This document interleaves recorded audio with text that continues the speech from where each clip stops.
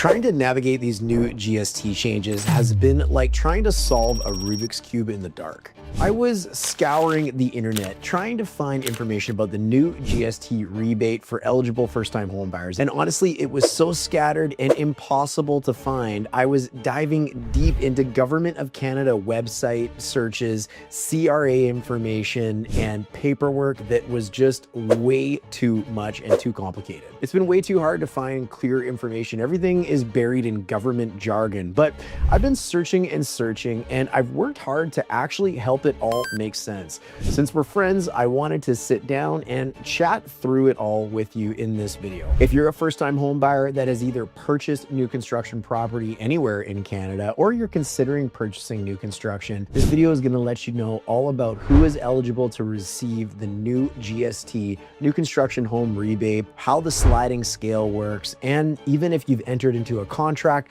prior to the big announcement, how you still might be able to save upwards of $50,000. If that all sounds good and you want to learn about it, let's get into it right now. You only get one chance to buy or sell your next home.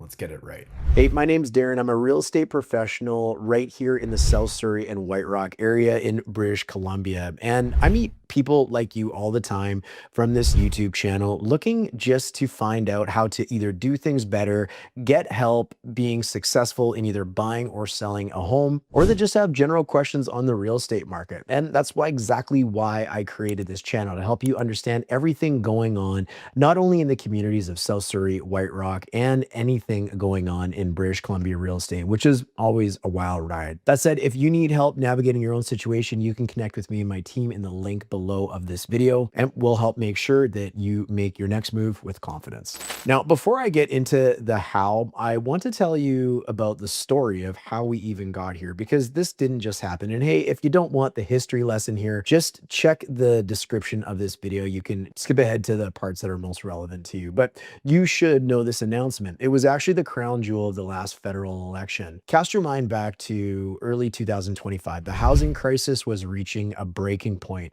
Would-be or potential prime minister incoming, Pierre Poilievre, and the Conservative Party were hammering away at the government at the time, promising to axe the tax and specifically vowing to eliminate GST on new homes under $1 million.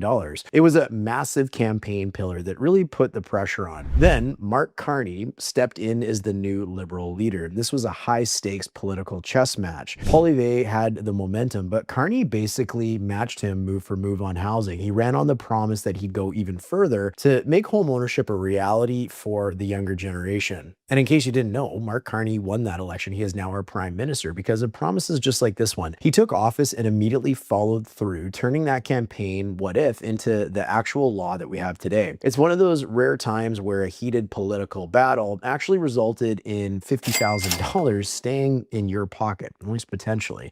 Now, it's worth noting at the time, Pierre Poilievre was running under the guise that GST would be eliminated on new construction for everyone. However, the changes that actually happened only apply to eligible first-time home buyers. More on that in a moment, though. So here's the basic deal. When you buy a brand new home, you usually pay 5% GST. On a $1 million home, that's about $50,000. That's pretty terrible, right? Like, that's a lot of money. But under these new rules, if your home is $1 million or less, you get the full 5% back. And that's a total tax relief. If it's between $1 million and $1.5 billion, you still get a rebate, but it starts to slide down as the price goes up.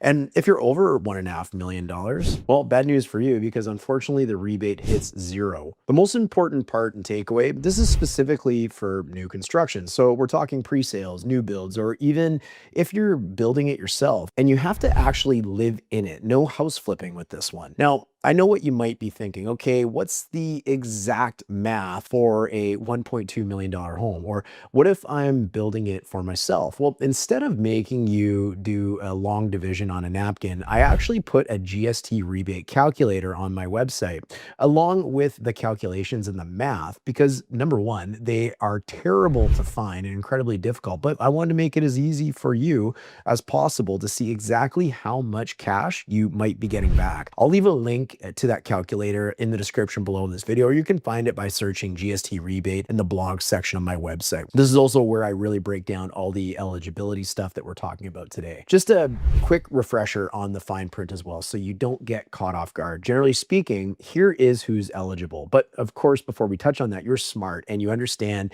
that this is just general advice. You should always speak to a CPA or your real estate lawyer to get your own specific situation figured out. That said, for the basic eligibility, you and your partner must not have lived in a home that you've owned for the last 4 years. You also have to be a Canadian citizen or a permanent resident and at least 18. And finally, your purchase agreement was signed on or after March the 20th of 2025, what we're going to call the magic date. Why do we call that the magic date? Well, before I tell you exactly why and why that date's important, if you're someone that's considering buying a home, whether it's in the areas that me and my team serve in Surrey, White Rock, or even the surrounding municipalities, it could be actually anywhere in British Columbia or even anywhere in Canada, you're going to want to grab our most updated brand new copy of 18 grants and rebates available to homeowners and home buyers just like yourself. It is packed with hard to find, buried, and just completely confusing jargon, home incentives, and free money that is being offered that is just way too difficult to source out. So we found everything from federal, provincial, and municipal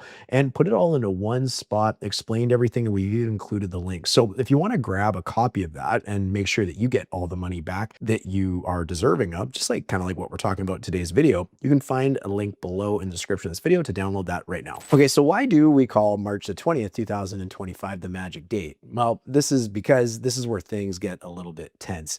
If you're looking at a contract right now, one that you've signed previously, the date on the top is everything. Why is that? Well, the official cutoff is March 20th, 2025. Some early reports said the 19th, but the final law confirmed the 20th. Think of this date as a massive line in the sand. If you signed a contract to buy new construction before March the 20th, 2025, I'm so sorry to be the bearer of bad news, but you fall under the old rules. Even if your house isn't finished yet, even if you haven't moved in, if that signature happened on March 15th, as an example, you're likely capped at the old rebate amount, if you even qualify for one at all. But if you signed on or after March 20th, 2025, you are in the new world. You just hit the lottery. You are a person that may be eligible for that massive $50,000 rebate. I have had people ask me, can't I just cancel my old contract and sign a new one to get the money? Well, honestly, be really careful there. The CRA is smart. They have anti-avoidance rules. If they think you canceled and re-signed just to get the tax break, they can actually deny the whole thing. This is where we get into the real talk part of this video as well. These red flags that I'm going to share with you right now are the difference between a smooth move-in and a massive unexpected tax bill from the CRA. And I need to give you a bit of friend-to-friend warning here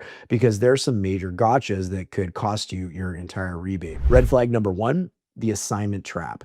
If you're looking at an assignment sale where you're buying the contract from someone else before the building is finished, be extremely careful. The original person signed that contract before March the 20th cutoff. You might not get the new rebate, even if you are a first-time buyer. The CRA often looks at the original date, so don't assume you are safe just because you're the one moving in. Red flag number two, the primary residence audit. The CRA is going to be watching this stuff like a hawk to keep that $50,000 or at least up to $50,000. You or a close family member must use your home as your primary residence. If you buy the place, claim the rebate, and then immediately list it to rent or to sell it 6 months later, the government could come knocking at your door for that $50,000 back with interest. They want to help homeowners, not investors. Red flag number three, co-signing complications. This is a big one for our generation. If your parents are co-signing to help you get the mortgage, but they already own a home, it can get really messy. And depending on how they are put onto the title, it could potentially disqualify you or shrink your rebate. And you really need to talk with your lawyer about how to structure that title so you don't lose your $50,000 just because mom and dad helped you out. And red flag number four, the 90% test for renovation. The law mentions that this also applies to substantially renovated properties, but substantial doesn't mean a new kitchen and some flooring. The CRA usually requires that 90% or more of the interior be removed or replaced. And basically you're gutting the whole house to the studs. Anything less than that, and they'll likely reject your claim. Look, I know the market is intimidating. I know it feels like the goalposts keep moving, but finding wins like this is how we actually make home ownership happen. You're going to want to check out that blog on my website and go check out that calculator on the site. Read the blog if you want more of a deep dive, and let me know in the comments of this video if you have any questions. We're all just figuring this out together as we kind of learn more about it.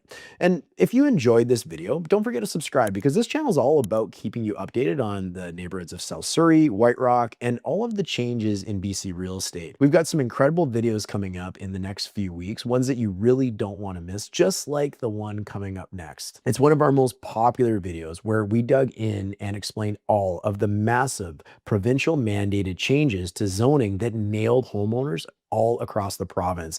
This is going to significantly flip our neighborhoods upside down and change the way that we think about building communities. If you're not even sure what I'm talking about, or if you're unfamiliar with the changes, you're not going to want to miss this. And the good news is that video is coming up right now.